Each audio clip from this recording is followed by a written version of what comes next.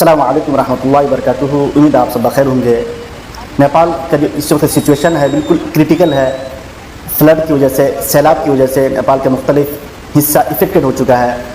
जो ताज़ा तरीन जो सूरत हाल है इस वक्त, जो डेथ जो लोग हलाक हो चुके हैं इस डिजास्टर में, सैलाब में, तकरीबन बहुत सारे जो रिसोर्सेज है, कहीं 200 का नंबर आ रहा है, कहीं 194 आ रहा है, कहीं 190 आ रहा है। इन डिफरेंट रिसोर्सेज से पता, यानी ऑलमोस्ट 195 और गवर्नमेंट का जो एक एनालाइज है। लेकिन उसके अलावा बहुत सारे लोग जो मिसिंग है उनका पता नहीं चल पा रहा है, यानी वो 50 की तादाद में है। और जो कोशी नदी है, कोशी नदी का जो तकरीबन जो इनका फाटक होता है, ढोका बिल्कुल खोल दिया गया है। और कोशी नदी की वजह से जो नेपाल के बहुत सारे एरिया और ख़ासतौर से बिहार बिल्कुल इस वक्त डुबान में है, बिल्कुल सैलाब की जद में है।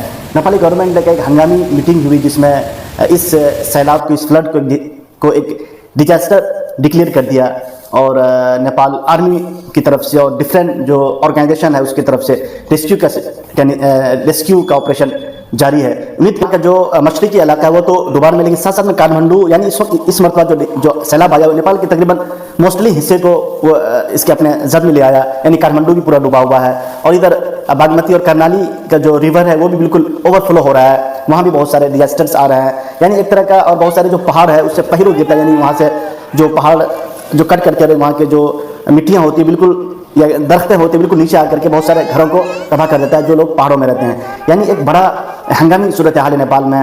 नेपाल की जो आर्मी टीम है और गवर्नमेंट है उसकी मीटिंग हो रही है कि इस जो क्रिटिकल सूरत हाल है, वहाँ का जो हंगामी सूरत हाल है उसको किस तरह से निपटा जाए और जो लोग इफेक्टेड है उनको सही मकाम तक कैसे पहुँचाया जाए। उम्मीद करते हैं कि इंशाल्लाह ये हालात बेहतर होंगे। लेकिन करोड़ों का, यानी अरबों का कहा जाए नुकसान है। जो तकरीबन 50 से ज़ायद जो नेपाली जो हाईवेज़ हैं, जो मुख्तलिफ एरियाज़ को कनेक्ट करता है, वो हाईवे इफेक्टेड हो चुका है। और तकरीबन हज़ारों की तादाद में लोग बेघर हो चुके हैं, इफेक्टेड हो चुके हैं। और क्योंकि याद रखें, ये जो बहुत सारे जो मिडिल क्लास के लोग होते हैं या गरीब लोग होते हैं जो बड़ी मेहनत से, बड़ी मुशक्क़त से एक घर बनाते हैं, लेकिन वो घर सैलाब की जद में आ जाता है। यानी उनकी पूरी जो कमाई होती है, पूरी ज़िंदगी की कमाई, वो सेकेंडों में वो ख़त्म हो जाता है।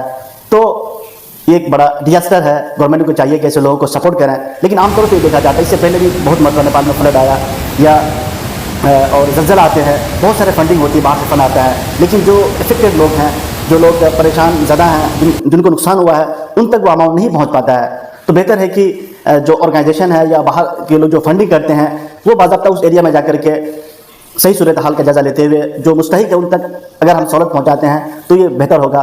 और हुकूमत को चाहिए कि ऐसे लोगों को सपोर्ट करें। बहुत सारे लोग जिनकी पूरी ज़िंदगी की कमाई ख़त्म हो चुकी है, बहुत सारे लोगों के घर तबाह हो गए, बहुत सारे लोगों की बिल्कुल खेतियाँ तबाह हो चुकी है।